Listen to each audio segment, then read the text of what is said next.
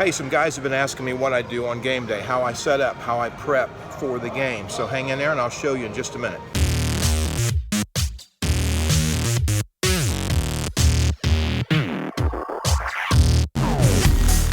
Okay guys, I'm going to show you today what I do to prepare on game day. You know, I know a lot of you guys won't have time to do some of the things that I do. It usually takes me about an hour to do game day prep. And honestly, you know, my job allows me to move my schedule around so I can schedule game day to have about that hour of workout practice before. But you know, you can take what I do and modify it and try to fit it in. But there's two important things. Is you want to make sure that you have all your pitches working well for that day, and then you want to get to the field. I mean, some of you guys might be able to get to the field and do this too, but I do it here in my pitch, and then when I get to the field, I try to get there a little early and throw some pitches to get ready. So this is what I'm going to talk about with you in this video. First thing I do is I pitch about 4 buckets of balls. That's about 100 pitches. Now this whole routine might take me 45 minutes. I said an hour, but usually about 45 minutes. Now on some days, if I have time, I might throw 200 pitches, but generally 100 pitches will get me going, get me ready for my warm-up on the field when I get to the field before the game. Typically what I'll do is I'll break it into four sections.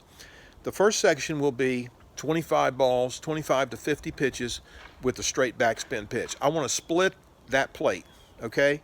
I want to throw it on the back corner of the plate and split it. So I'll throw until I've got a groove established on that pitch. The reason I do that on game day is because during the week I do practice, but I might have been working on other pitches, maybe some breaking pitches, knuckleball, whatever, maybe some special pitches I've been working on. So in that case, I might not have been throwing my straight backspin pitch as much as I want, even though I do throw it at every practice a few pitches. So on game day, that's my first pitch. I want to make sure I've got that grooved for line, you know, left, right, and I have it grooved for my distance within 6 inches forward or back. Now some of you guys that haven't had a lot of experience with pitching yet, that might seem like, wow, how do you pitch within a 6-inch margin of error for distance consistently? Well, that comes over time. You know, if you get with the program and you start practicing, you can look at some of my videos on practicing and how to practice to do this, but over time you can do that. I mean, that's not beyond reason. You can consistently throw within 6 inches as far as your distance go. So this is for guys that's already kind of mastered that. Then what I'll do is I'll throw another 25 or 50 pitches with a breaking pitch to one side. All right, I want to make sure that pitch has got the right distance, my break is working well. I pitch it till I feel comfortable with it. Then I go to the breaking pitch the other way. It might be the slider or the screwball, depending on which one I started with. And then what I'll do is throw knuckleballs. I'll throw 25, 50 knuckleballs. Say, for example, when I start with the breaking pitches, I don't throw 25 or 50 straight breaking pitches, okay? What I'll do is throw 3 or 4 breaking pitches and then throw a backspin pitch in there with it, okay? And so when I get to my next group, which is the breaking pitch going the other way, I will throw 3 or 4 of those breaking pitches and then throw interspersed a backspin pitch. Again, I'm working on that groove to make sure that I can come off of another pitch and still hit my line and hit my distance accurately on that pitch. The backspin, or that go-to pitch, it's always being thrown every 3 or 4 pitches regardless of the other pitch I'm working on at the time. Same thing with the knuckleball at the end. So I'm going to throw between 100 and 200 pitches on game day, and that might take me, like I said, 45 minutes to an hour. If you don't have that much time, you can still do this workout, say in a half hour or 20 minutes, just throw less pitches. Throw maybe 80 total pitches, 100 total pitches. Just make sure you go through all the pitches. The main thing you want to do, even if you can't get your other pitches feeling just perfect, you always want to get your number one pitch in a groove. If it takes you the whole warm-up time to get one pitch in the groove, make sure you do that, because that's going to be your go-to pitch in the game that night. So if you miss with that out pitch, it's not going to be a problem. You still go that go-to pitch and you're going to throw a strike. You're not going to be walking people, okay? A little bonus here on this video that I haven't talked about before, and that's a little trick that I use to throw for distance. Now, when I talk about getting a pitch in a groove, I like to get my backspin, straight pitch in a groove so that I can throw it within 6 inches in a distance, forward or back. So I aim at the back corner of the plate. Now this is for practice. During the game I might pitch inside or outside on it, but in practice I'm trying to split that plate, I'm trying to hit a particular spot. But I don't want that pitch, varying in depth from, 18, 24 inches.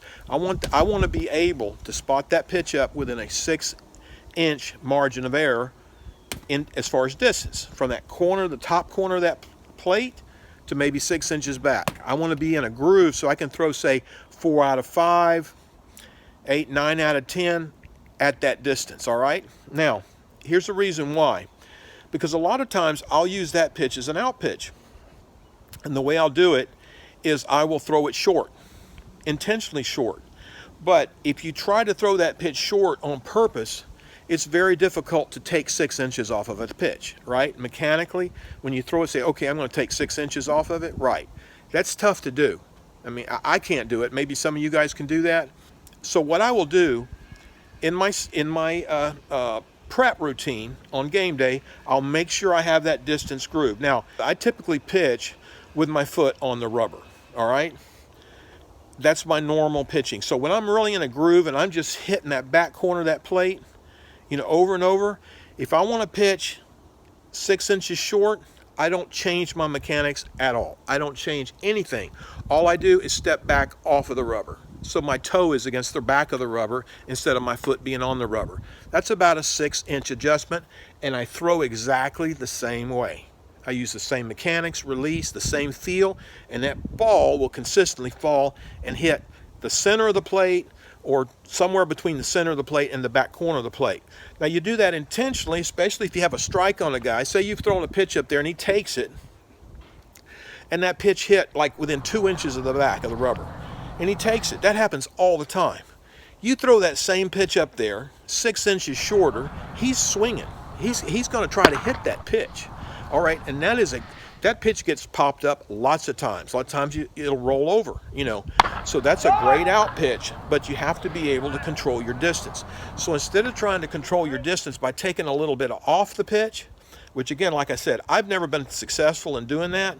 What I can do is, my muscle memory is kind of trained to, once I get in a groove and get that release going, that release is consistent within that 6-inch space. So now instead of trying to think, okay, I'm going to take a little bit off of it, because if I do that, generally what I'll do is I'll throw it a foot short or 18 inches short. If I try to take a little bit off my arm speed or, something like that, I make no adjustment at all. I just step back about 6 inches from my normal release point, pitch the same pitch, and most of the time, especially if I've taken the time to really groove my distance, that pitch will fall short and you're going to get that pop up because that guy's swinging. All right, guys, so that's my setup for game day pitching. If you have any questions, just leave them in the comments. I always answer your questions, and thanks for watching. See you next time.